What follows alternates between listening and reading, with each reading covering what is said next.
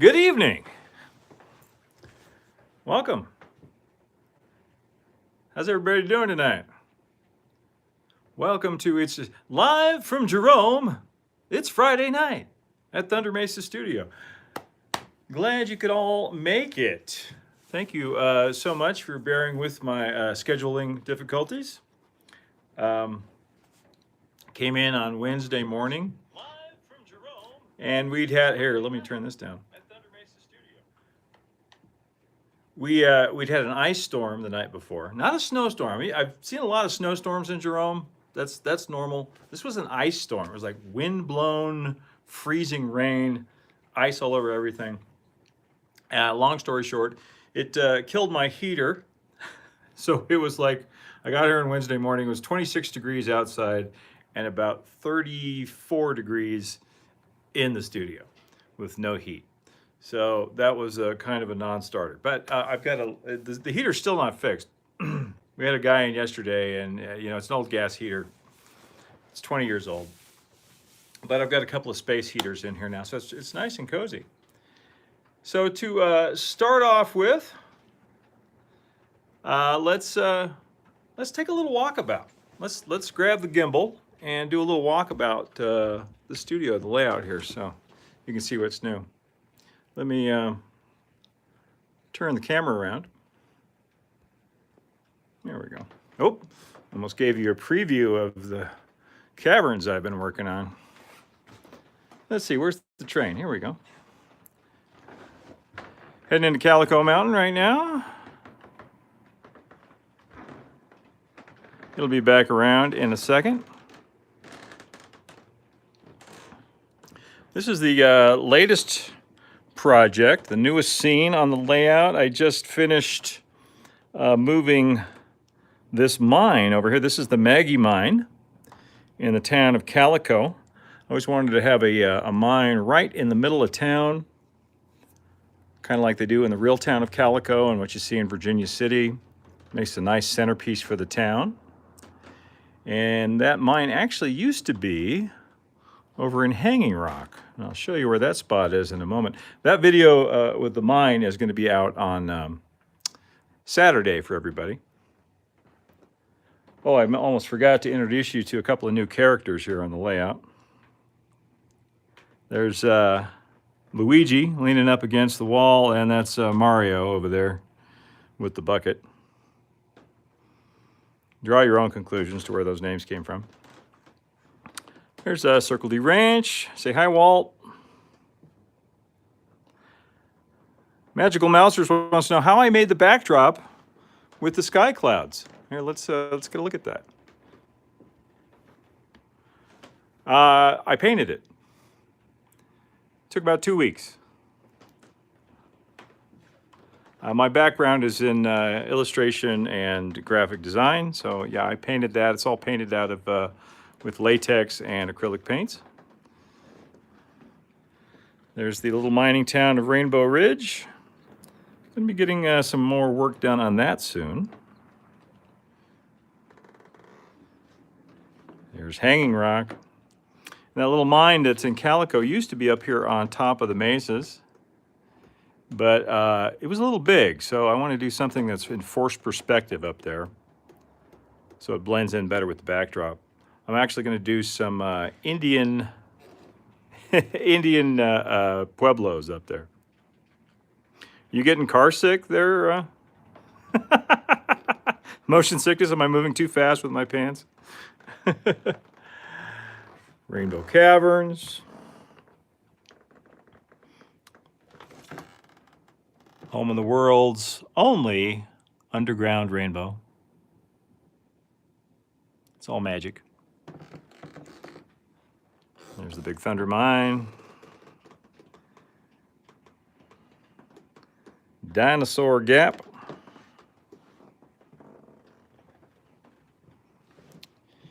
And Geyser Gulch.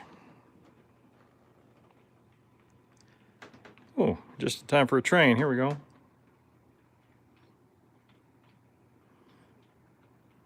Hello, Daniel. Coming through McKinnon Arch. There's the Bandit Canyon Railway. Nothing new to report over there. Will there ever be anything done with the third opening in the caverns? The short answer to your question is yes. There will be. There will be something new done with that. There's going to be a bottomless pit in there. Kind of like on Tom Sawyer Island at Disneyland. And bats. That's the Bat Cave. And here, the town of Thunder Mesa. Canyon Queen pulled up here at Fowler's Landing. Let's look inside the depot, see what's going on.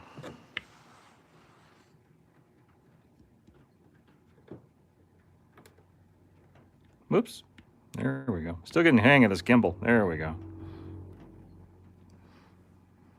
You can see the telegraph operator in there.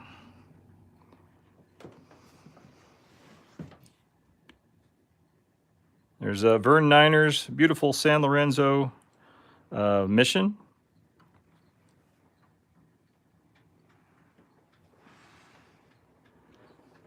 All right. Well, there's a little tour of how the layout is looking tonight.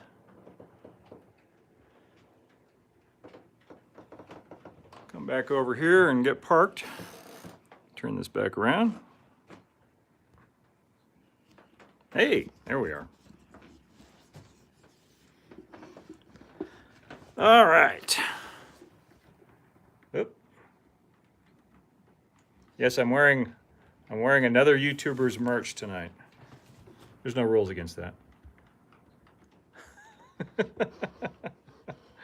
let me get this just right. There we go.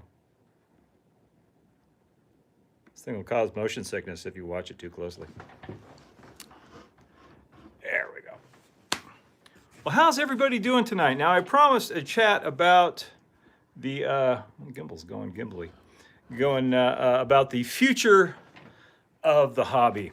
This came up in the last live stream. Trying to get this framed just right. There we go. This came up in the last live stream.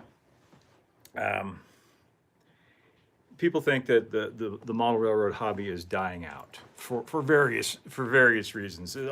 Basically, I pose the question: is the hobby dying out, or is it just changing? And my personal opinion is that it's just changing. There's a few things, and then we'll discuss. But I just want to say, we just came out of a worldwide pandemic, which really messed with supply chains around the world. We had gotten ourselves into a position here in the States where almost everything that was coming from the big manufacturers to the hobby was being made in China. And so with those supply chain issues and the pandemic, it kind of dried up everything from China. And we're not out of that yet. We're still feeling the reverberations from all that, and we probably will for a few more years. It's going to take a while for things to get back rolling where they were pre-2020. So you're not, I feel people are saying, oh, I can't find track, I can't find mark track. It's been back ordered for 6 months, which is true. I can't find Pico track. I can't find this. I can't find that. Bachmann is not making as many ON30 things as they used to. These are all true statements. That's all true. So on the one hand, if you look at it from big manufacturers like Bachmann, and so it's Ethern and the others, they are definitely taking a step back, and a lot of it has to do with the supply chain issues I was just talking about. But if you talk to small manufacturers, small kit makers, small business people, which is about 99% of the hobby, of suppliers in the hobby, they're busier than ever.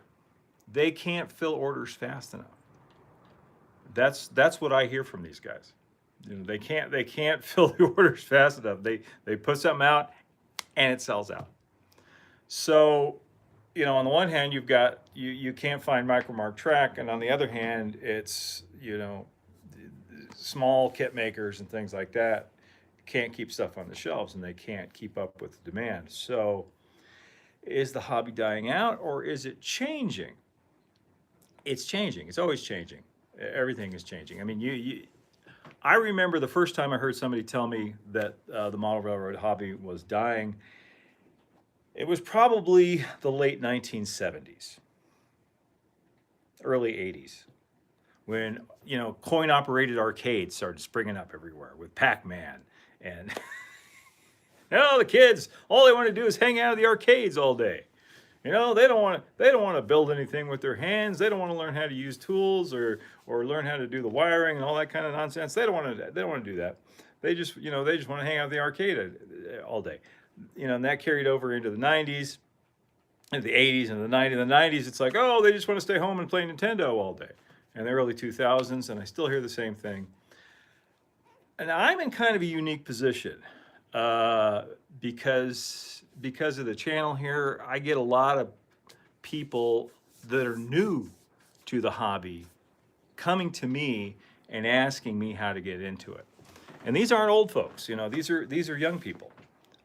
People in the 30s, well, young to me, 30s and 40s. How do I get started? Or I would really like to do something like that one day. How do I get started in that? I hear that at least once a week from somebody. So this doom and gloom that the hobby is dying out, they said the same thing in the Great Depression, and it didn't happen. It actually was a boon. It goes in cycles, It goes up and down. It goes in cycles. And right now we're in a cycle where, the big manufacturers, like I said, can't get stock. They can't get stuff made. And machining, or tooling, I should say, for new stuff is really expensive to do. But at the same time, consumer grade 3D printers and laser cutters and things like that are becoming more and more available. So, there's going to be more do-it-yourself and more small manufacturers filling those voids. That's my take on it. Now, some people think the hobby's dying out because old people are dying out. People from my generation. I'm a late baby boomer. I came into the end of the baby boom. So people who are older, 10 years older than me, 20 years older than me, in their 70s and in their 80s, baby boomers who carried the hobby forward and did a lot of well-known names. Yeah, they're dying out, but the hobby's not going to die with them. That's my view. I'm seeing a lot of chats here that I'm missing, so I want to go and look through some of your questions and responses. And hi, Sammy, nice to see you. Nice to see everyone tonight. Hey, Toyman Television is here. We have a celebrity in the building. How you doing, man? Nice to see you here. When are you going to come and visit me in Jerome and do one of your fabulous videos? It'd be great to see you.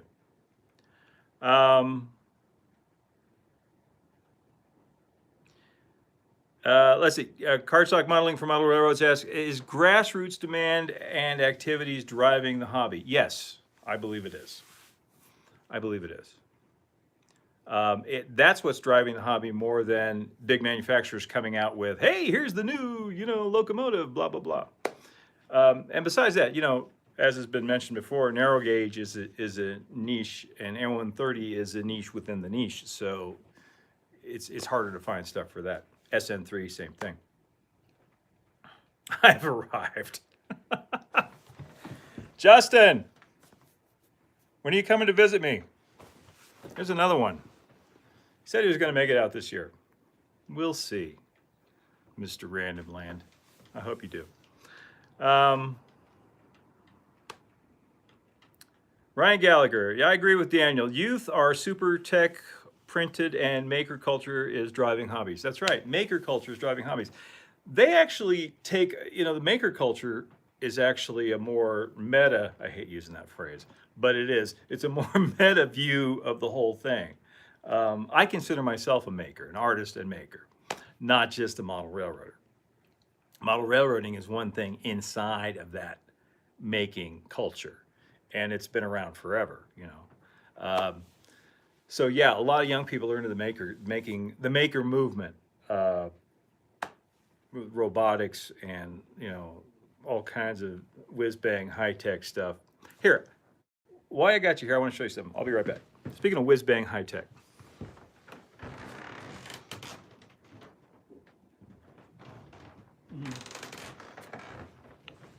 I got a little show and tell here. I wanted to save this for the video that's coming out in another week, but you know, this is not a big giveaway. When digital projection technology came out, I used a couple of digital projectors on the Thunder Mesa layout. One for the fireworks show, one that shows the full moon and stars. You know, I can do seasonal stuff. I can have Santa Claus fly by if I want to. And when I first started messing around with digital projectors, they were this big. And you turned them on and they went, the fan was really loud, right? They were this big and they were $1,500. And then they became this big and were, $400. And now you can pick one up that's this big for about $100. And they even come smaller than this. This is a digital projector I'm going to be using in the Gruesome Gulch layout. It's a Panasonic, I forget the name, PicoPix Nano. Great little thing. So my point is, there's a name for that. The economies of scale as the technology advances and demand gets greater for a thing, they get smaller and lower prices. So it's this kind of amazing technology that in the past you would only see at a theme park, like Disneyland, you can now have on your model railroad at home, which is pretty dang cool if you ask me. Anyway, so let me get caught up with what everybody's doing here. Dave Ulmer's here. God, we got all the the luminaries. I was going to say the Illuminati. They're not here. The luminaries are here tonight. Russ is rocking. Oh, Railroad. Hello. Gerald Stewart. Hello. Ryan Gallagher. All is well.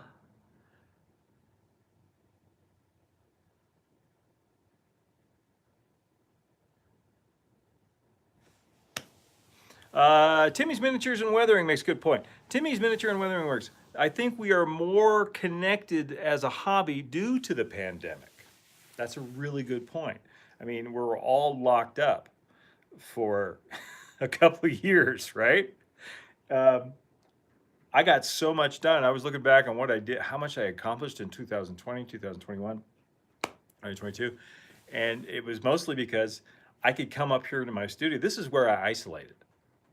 You're supposed to isolate in place. Well, nobody came here. I came in, locked the door, took off my mask, and just worked. And that's when I really started doing a lot of the YouTube videos, the how-tos and all that kind of stuff. The channel has grown, and the layout has grown. So yeah, the pandemic was great for Thunder Mesa Studio. I mean, it was not great, obviously, but it was very good for my layout and a lot of other people's hobby modeling as well. Yes, my friend Bob Kerner from Typhoon Lagoon Railway makes a good point. Toyman Television needs to visit the May 6 mini layout shindig in Riverside. Yeah, Gary Beatty's ON30 Fiesta. Check it out if you're in the area. You're going to see a lot of really cool small layouts there, including mine.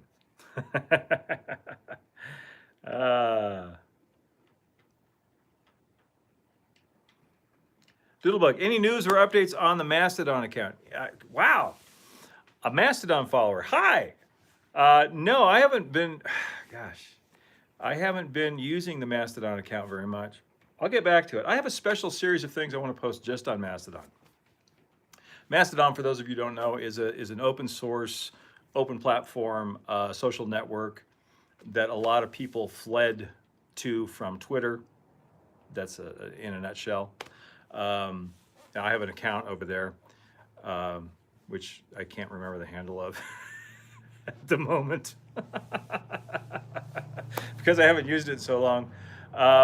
Yeah, I haven't been posting much stuff on there. That's because engagement is low, and you know, when you play the social media game, you gotta go where the engagement is high, and that's on Instagram mostly. So yeah, I haven't been posting that much over there. I will, I promise, in the future. Let's see.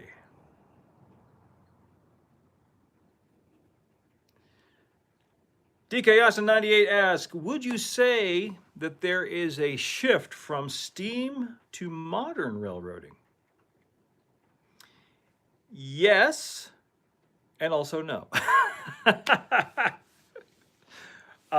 Here's the thing. Most entry-level model railroaders get in, a lot of them, young people, get in to N scale. I don't know what the numbers are, but a lot of them do. Because it's more affordable to get in. And you can get some really nice running diesel locomotives, more modern stuff in N scale, and you know, model an amazing piece of a Class 1 railroad on the back of a door, if you want to.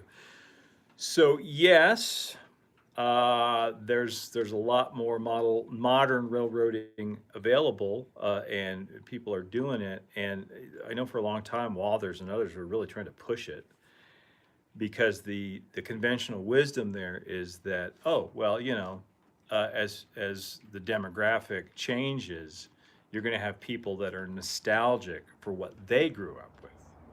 You know, so if you grew up with diesels going by, you know, GP7s or whatever, or I'm not a diesel guy, so don't get in my comments. Then you're going to be nostalgic for that. I'm not sure that conventional wisdom holds true, and you know why? And this is a total bit of prejudice on my part, and it's because you know, Thomas the Tank Engine knew this. Steam engines are magic, right? Steam engines are magical, mythical creatures. They're amazing. If you've ever seen a steam engine in person, I'm sure most of you have, you know, Durango or elsewhere, Roaring Camp, someplace like that, you stand by the track and that thing goes by, it's alive. Diesels, it's a truck. It's a truck on rails. I know, I'm gonna get grief from the diesel guys. But yeah, people are, you can be nostalgic for something that you didn't experience. Okay, you don't have to necessarily have firsthand experience of steam railroading to be nostalgic for it. You can look at old photos and movies and books from that era and go, wow, that's really cool, and fall in love with that. I'm super nostalgic for the Old West, and I'm old, but I'm not that old. You know, I was not alive during the 19th century, but this is the stuff that I love. So there you go. So I don't know. I guess the answer to that question is I need more data. I would say that, yeah, some young people I see are really into the modern stuff, particularly with N scale, and some HOs. HOs still tends to be very much transition modeling, transition era, steam to diesel, because there's the most stuff available. It's an interesting era, 1950s. People love that. But at the same time, I hear a lot of people come to me and they just love steam. And like me, their introduction to steam was mostly through tourist railway, can't talk tonight. Tourist railways, heritage railroads, they like to be called, museum railroads, and theme parks. First place I ever saw a steam engine was Disneyland. So there you go. Ian F says, yes, I am an artist who does model railways. Yeah, me too. It's a really big kinetic sculpture.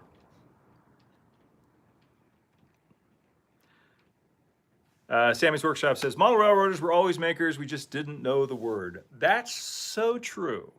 I heard that word, I don't know, applied um, just a few years ago.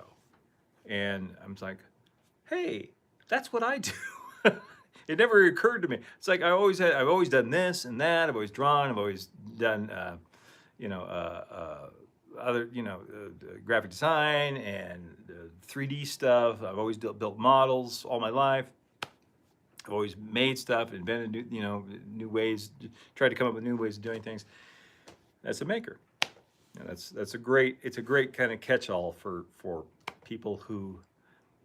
Adam Savage was able to define it much better than I can. He's far more eloquent than I. He's anyone who uses their hands and their brain and their tools, the tools in front of them to bring their unique vision into the world. So someone who writes music is a maker. Someone who writes code or does video games is a maker. Hey, we got a super chat. Thank you so much. Did you have a question? Hello from California. Awesome layout. What scale is it, Daryl? Derail Daryl. I almost called you Daryl. This is Daryl, my other brother Daryl. Hey, thanks for the gift. It is ON30. And ON30, if you're not familiar with it, is O scale trains, which is 1/48 scale, running on 16.5 millimeter gauge in real world, 16.5 millimeter gauge track, which is the same gauge that HO runs on. So you can use wheels and motors and frames and things from HO scale to model a narrow gauge on the same kind of thing. Thank you very much. Daniel says, I don't think a shift, but what used to be modern layouts focusing on the 90s or 2000s aren't anymore, so the scope of the diesel has increased. That's true. The diesel era now, I have to do the math on this. Has the diesel era now lasted longer than the steam era did? Wait, let's see, steam, lost my pencil. I wasn't using it anyway. Steam from, so like 18, let's say just to be, no, Daniel says no. So like 1850 to 1950, that's 100 years. So it hasn't been 100 years for diesels. Okay, so thank you. Got that out of the way. It will be soon enough. I can never remember what year it is, but it is getting close. That's right.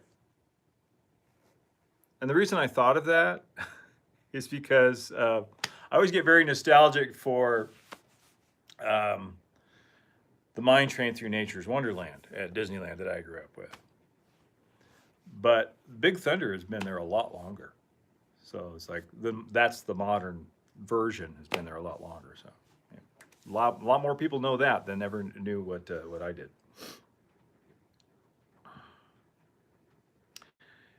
Human City Junction asks, Dave, did you ever use slide projectors, work with Dove controllers to sync them? No, I did not. I wouldn't know how to start on that. Let's see. Chris Lambert. Hi, Chris. I just don't believe the hobby is dying. YouTube saved the hobby.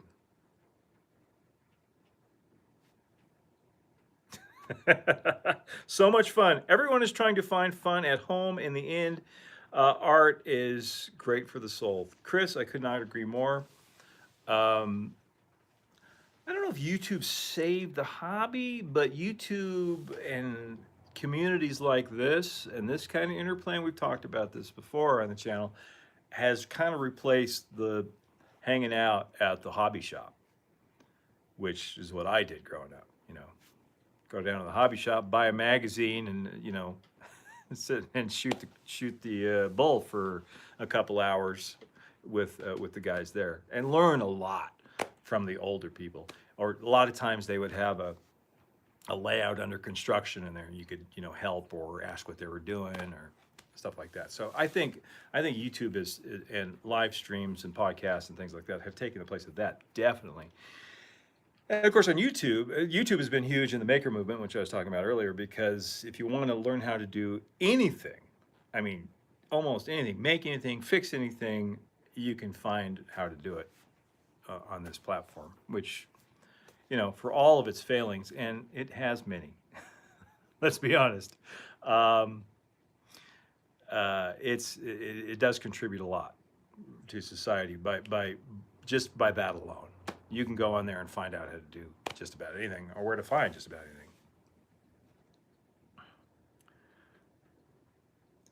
Chipperoo says, I spoke with Microengineering last week, now under new ownership. That's what I heard. And ramping up production and revamping their website. Good news on the track outlook. Yeah, I heard Micromark, I think, I checked their website recently, said that the Microengineering ON30 track was going to be back in stock in either March or May. It was one of the M months. I can't remember, but relatively soon. So fingers crossed, if you've got it back ordered, it is coming. In the meantime, learn how to handle a track. You can get everything you need from Fast Tracks.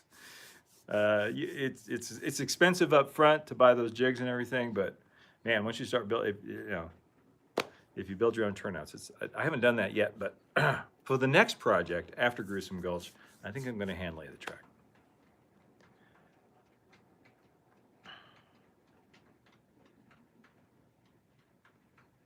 Ozark, Midland, and Southern Railway. I do think commercialism has had an impact on how many train hobbyists view the hobby today. Much more interest in ready-to-run and layout-ready models. Not necessarily a bad thing, just a new trend. That's a trend, I think, that's been going on for a long time. I mean, there was a time when everything was scratch built, right? And those guys that could go and build it, buy $8 worth of brass and come out with a beautiful prize-winning locomotive out of their basement machine shop, and then somebody comes out with a ready-to-run version. They're like, hey, yeah, that's been going on a long time. That shift. I think there always has been and always will be room for both. If you're a ready-to-run kind of person and don't want to mess with that stuff, there's room for you. And if you want to build everything down to the rivets yourself, there's room for you too. Absolutely.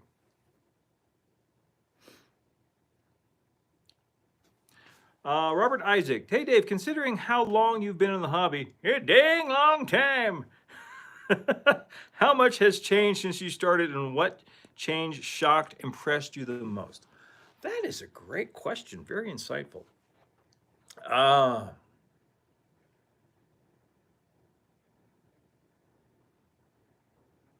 thinking. I can hear the gears grinding. My first thought, best thought, is probably digital command control.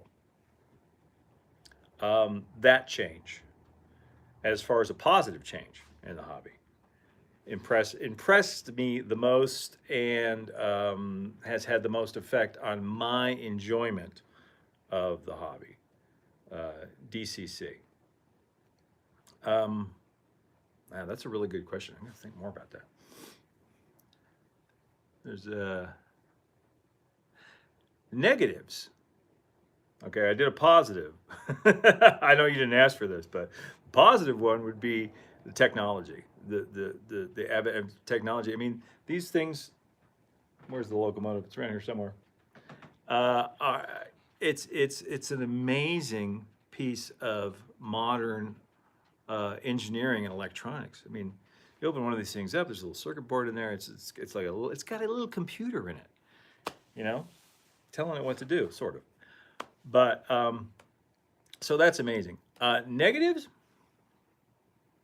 putting all our eggs in one basket, and by that I mean as far as the hobby shops and stuff go, the distribution model that was created. There was one company that shall remain nameless that pretty much had a stranglehold and almost a monopoly on the distribution business.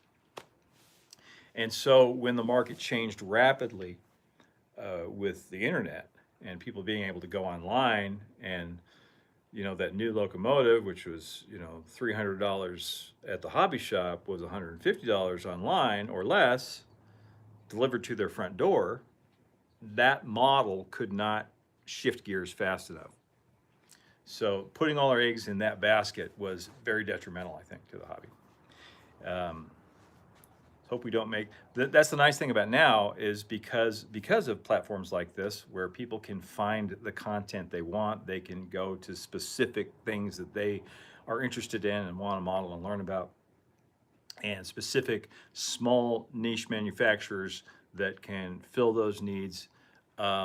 It's much more diverse. It's much more diversified now, and that's actually a good thing, I think. I would rather see more small manufacturers getting into it and filling those needs than a couple of big ones and a couple of big distributors. That's my 2 cents on that. So those are the big changes. DCC, which of course comes from big manufacturers. Of course, the best stuff, the best decoders, stuff came from what was originally a small company started by a guy in his garage. So there you go. Ah.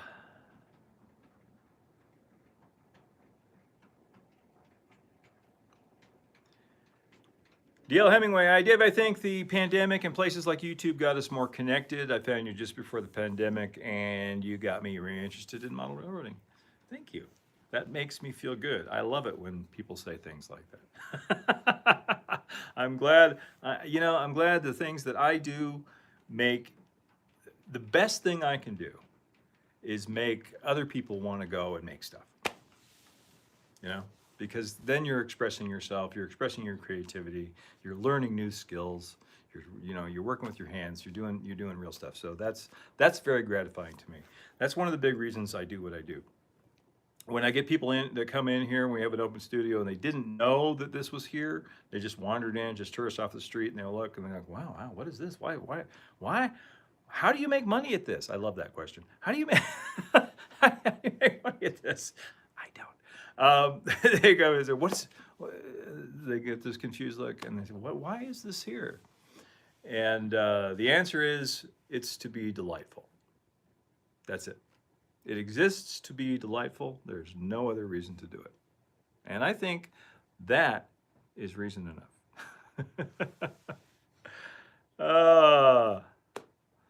Let's see. Riverside. We've piqued his interest, Robert. Riverside, California.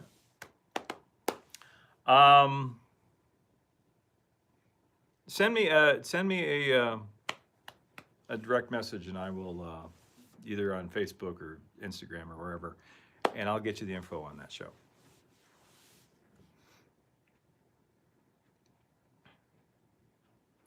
Let's see.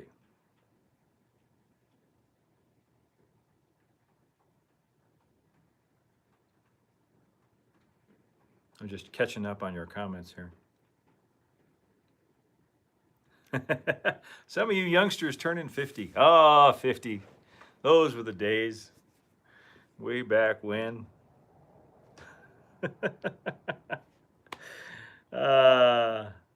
What's the Riverside Show again? The Riverside Show is at a private home. It's at the home of Gary Beatty. You may have heard of his Puerto Borracho ON30 layout. And if you haven't, you should check it out. It started with just like a handful, just like, I think it was 5 the first year, 5 small layouts, or maybe it was 3, I don't remember.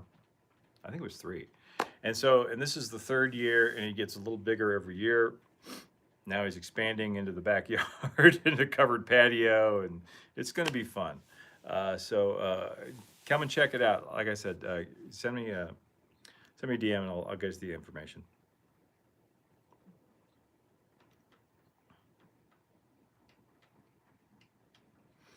Sammy's Workshop. For folks building smaller layouts, I see a lot of steam and critters, larger layouts, more modern and diesels. Yeah.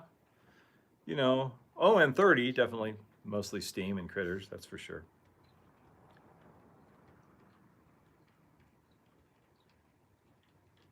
Let's see.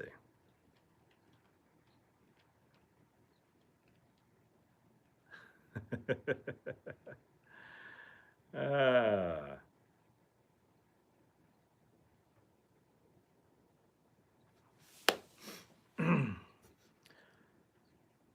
Typhoon Lagoon. We have a few former Imagineers amongst our ranks too. There are now more former Imagineers than there are current Imagineers. Don't get me started on that topic. Uh, mm. Well, I'm sorry I can't get to everybody's questions tonight, but yes, Jason Jensen just put out a new kit today. I'm going to go ahead and plug Jason on my channel because I like Jason quite a lot. Great guy. Chatted with him recently. Yeah, he just put out a new kit. Speaking of small manufacturers that are just like, boom, uh, can barely keep up with demand. Jason, more power to you. He's doing great. Might have him on the podcast soon. I am way behind on comments. I'm just going to go down to the bottom here.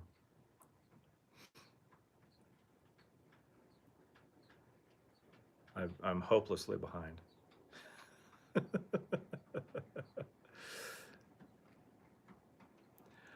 Russ's Rock-and-Roll Railroad. When I entered the hobby in 1972, almost everything ran like crap. True story.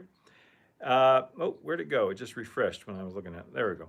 Almost everything ran like crap, except for some brass models. Not all. Some brass models also ran like crap. Back then, there was no PSO, no DCC, no LCC, no sound, no nickel silver track. Quality has gone way up. Absolutely. You know how they say they don't make them like they used to? Good.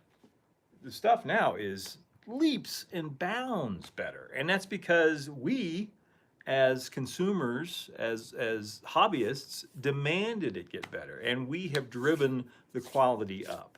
The quality of the modeling has gone up, and the quality of the ready-to-run stuff has gone up to match that. Everything runs better now. Yeah, when I started back in, the 70s in N scale, everything ran like crap. But it's just has improved so much.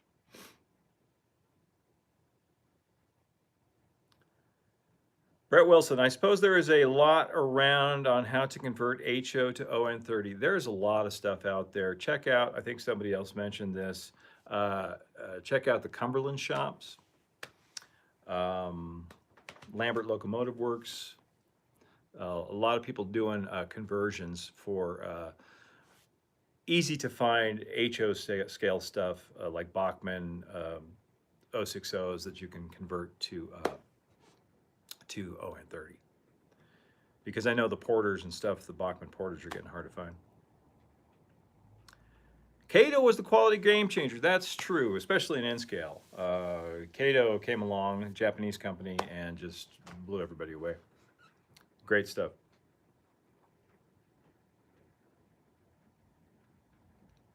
Otter Creek and Rio Grande, when you build the coal chutes for your mines, did you use a specific prototype? If so, did you have tech drawings or did you create them? What I have is a very thick file. Thick, it's on the computer. If it was paper, it would be a thick file. On the computer, it takes up a lot of room on the hard drive of photos that I've taken all over the mountains of Colorado, of old mines and stuff like that. And so I designed my own. So they're not specific prototypes. So I'm creating the prototype, but it's based on what I've seen out in the wild, what I've looked at and taken photos of and measurements of and stuff like that out in Colorado.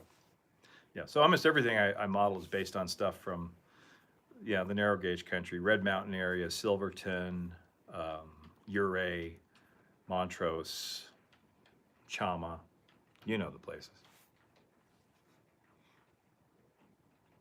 Hornby just put out a TT, what was that? Hornby just put out a TT scale trains and Pico was making TT track. I heard about that from somebody that TT was making a comeback. TT stands for tabletop. Why? I guess why not, right? If somebody wants to model it, go for it.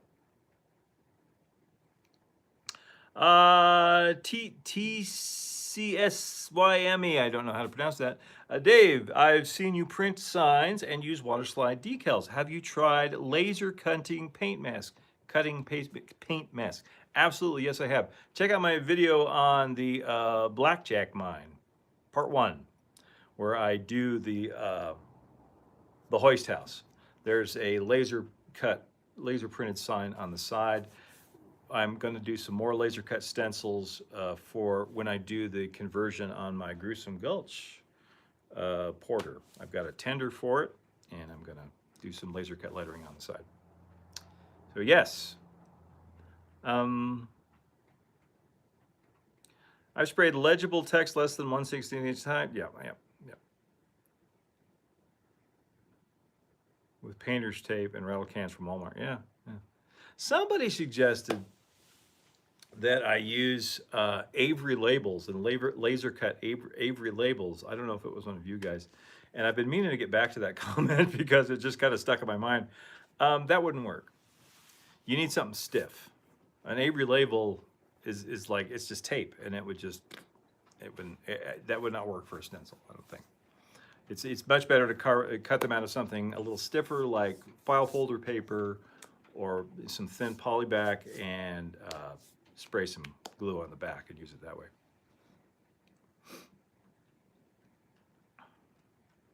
Sammy's Workshop. I got lucky and sold all of my TT to one fellow. Yeah, it's the one guy who's modeling TT. Jeff Sykes, I have a bunch of old TT scale trains from the 1950s. Everything old is new again. It's, TT, for those of you who don't know, is like, what is the scale of TT anyway? It's between N and HO. I don't know. It's been so long, I don't remember what the exact scale is. Tim Clock, Dave, how did you and the Fiesta friends meet and decide to gather each year? Some online, some because of this channel, some through Facebook, some in person. I met several of these guys in person for the first time at the Fullerton Railroad Show, 2017.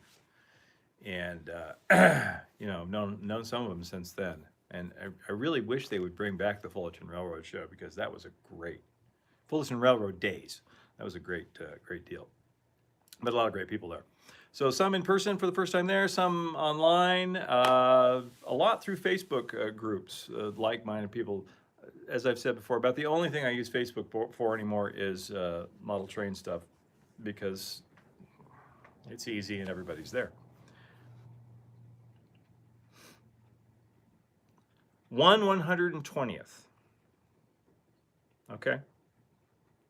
I like that, actually. I like evenly divisible numbers like that. It's better than 1/87th. 1/120th. Yes, I used to know that. I have some TT figures from Pricer somewhere.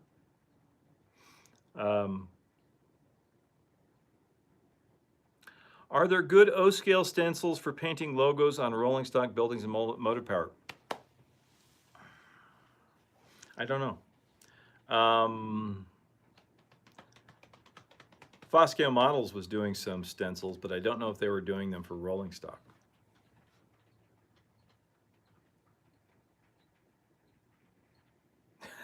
Bob says, mostly because Gary tells us where to meet. Yeah, that's true. Gary very generously offered up his home for this thing. And apparently he loves doing it, because this is, what, the 3rd or 4th year? Was it 2016, Bob? Wow. Time flies, doesn't it? Whether you're having fun or not. You were a young man then. Just knee-high to a grasshopper.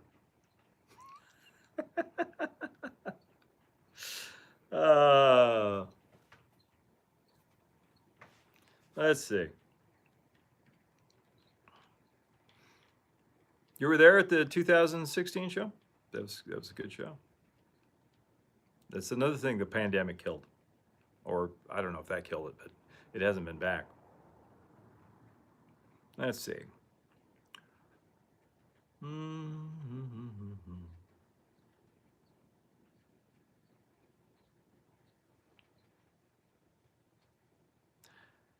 David Marlett. Yes, the narrow gauge and short line Gazette is great for inspiration. That has always been my favorite model railroad magazine. And it's not even close. Just, it's great. I love the annuals too, the ON30 annuals. But narrow gauge and short line Gazette just always been great. It's, you know, great drawings, great prototype info, great articles, great modeling, great photography, good writing, well put together, well printed, well edited, just the best. And it's survived because as a paper magazine because it's great. It's really well done.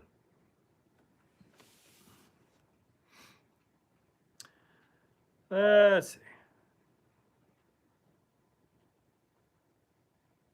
Yes, the Hemet Show is coming in April. There's a show out in Hemet. I was invited to attend. Unfortunately, I can't do both. I was already committed to the show in Riverside, so I can't, or the gathering, the get together of like-minded individuals. And I couldn't swing both of them, but it sounds like it's going to be good. A lot of the same, Gary's going to be there. Scott Carter's going to be there. I believe Bea Bob Bob's going to be there, so go check it out. Narrow Gauge Down Under, that's another one. Yeah, that's a beautiful magazine. Great modeling in that one.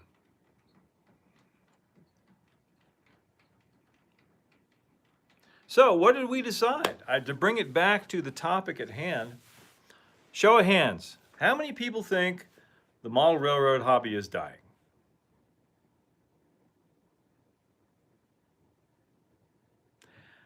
Just put a yay or nay. Judging by all of you here tonight and how this channel has grown and other channels like it have grown on this platform and elsewhere, I would say it's alive and well. It's alive and well. It may be changing like everything always does, but I think it's alive and well. So those of you who think it's changing, I think you're right.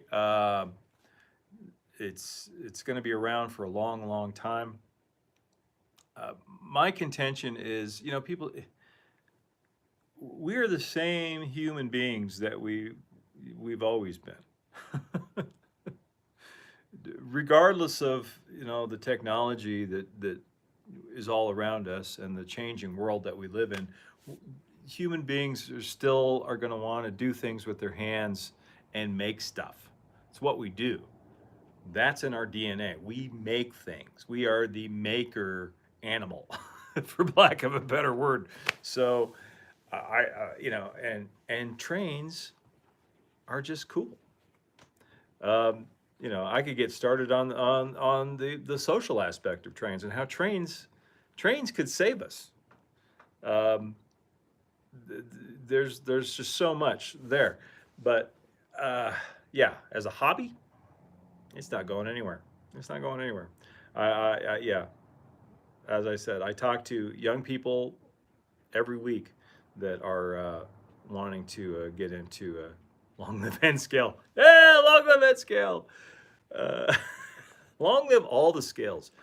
Whatever scale you choose to model in, you know, from live steam down to N scale and TT scale and HO, ON30, everything in between.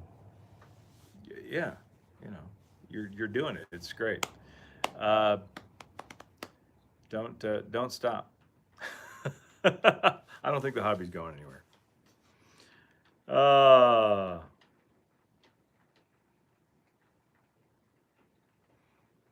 Ozark, Midland, and Southern Railway. My first train was a Tyco Civil War Centennial set back in the early 60s. A year or two later, The guy keeps jumping. I received a little Aristocraft 080 made in Japan. It ran pretty well, or so I thought. Yeah, I'm just looking to see if there are any yeses. It's unanimous.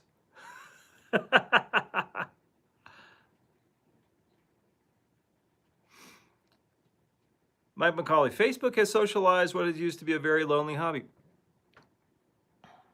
YouTube also, yeah. I go along with that. It is, yeah, it's much easier to connect with people, like-minded people, who are interested specifically in what you're interested in now, thanks to social media and platforms like this. I agree with that. Derail Daryl, absolutely not alive and well. Dave Van, lots of young guys coming into 03R. Yeah, okay. Josh says, in 2 years it'll be bigger than ever. I hope so. 3D printing will make it more personal. Yeah, you're going to see a lot less of, and this is a good thing. This is a shift. You're going to see a lot less of the same depot, the same models on every layout. The same Tyco engine house or Revell, the same kits on every single layout with slightly different paint jobs. You're going to see a lot less of that because of the technology available now. Okay. Trains are super cool, right? I mean, people consider this a nerdy hobby, but I'm here to tell you, it is. But it's also super cool. Nerds are cool. Nerds run the world. So yeah, it's not going anywhere. Last call for any questions. Josh, Jace, why we just found your channel. I'm sorry, I'm gonna get down here, old man eyes. Found your 3 days ago. Such fun. Love your amazing work and spooky layout. Thank you very much. More coming on the spooky layout very soon. Oh, that's what I forgot. Announcements. Next video coming out on Saturday is the Maggie Mine in the boomtown of Calico, getting down back to the Calico Boomtown series. Continuing that never-ending series of Calico Boomtown. Excuse me. And immediately after that will be something very special. I mentioned my little digital projector earlier. It's like I'm wrapping up a Christmas gift. This is going to be a really cool thing, really neato effects, that I'm coming up with for the caverns. I'm finally working on the backside of Gruesome Gulch. Got to get that all dialed in and ready to go. So there's going to be some really cool lighting and projection effects back in the caverns, and also sound. I don't know if you're probably familiar with Jim Wells of Fantasonics Engineering. I'm working with him on a soundtrack for the entire Gruesome Gulch layout. Lots of spooky sounds and very high quality digital recording. So that's going to be a lot of fun. So that's what's coming. That's what's coming soon. Yes, those of you, by the way, little shameless self-promotion here. As Sammy says, she already saw a preview of the effects in the caverns. If you're a patron on Patreon or YouTube, a RailPass member here on YouTube, you get little previews of things like that. You get to see the videos a few days early, and just progress reports of what I'm working on. So, just if you feel like it, it's something you can check out over on thundermesa.com/membership. I think you can check that stuff out.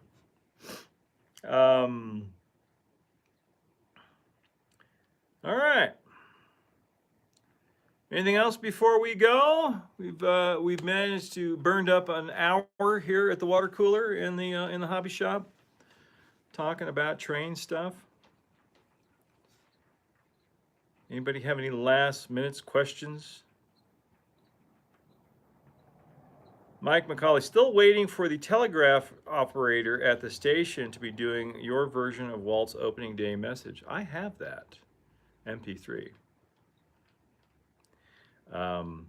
Yeah, just got to get it put on a soundboard. Right now, it's a, yeah, we'll get to that. It was great to see you all. Hope you have a lovely evening. Have a great weekend. It's a 3-day weekend, right? President's Day on Monday. So go do something fun or stay home and build something cool. That's what I'm going to be doing. Have a great night. Thanks for tuning in, everybody. Love y'all. Adios for now.